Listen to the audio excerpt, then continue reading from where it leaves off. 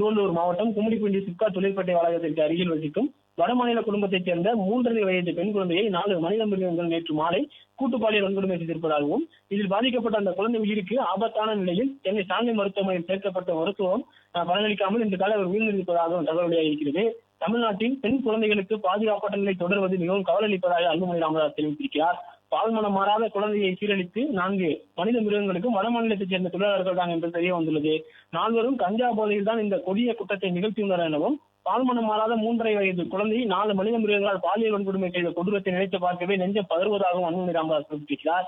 இதே கும்மிடிப்பூண்டியை அடுத்த ஆரம்பாக்கம் கிராமத்தில் தான் கடந்த ஆண்டு ஜூலை 12ஆம் நாள் 4ஆம் வகுப்பு பயிலும் சிறுமியை ஆந்திராவிலிருந்து வந்த அசாம் மாநிலத்தைச் சேர்ந்த மனித மிருகம் கொடூரமாக பாலியல் வன்கொடுமை செய்தான். இதை கண்டித்து பாட்டாளி மக்கள் கட்சி தொடர்ந்து போராட்டம் நடத்திய பிறகுதான் குற்றவாளி கைது செய்யப்பட்டார் என அன்புமணி ராமதாஸ் தெரிவித்திருக்கிறார்.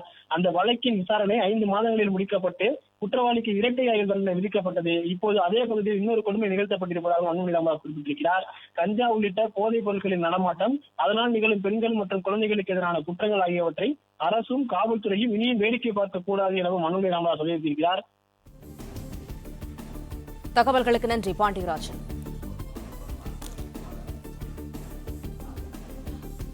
சிறு இடைவேளைக்கு பிறகு செய்திகள் தொடரும். இணைந்திருங்கள் பாலிமர் செய்திகளோடு.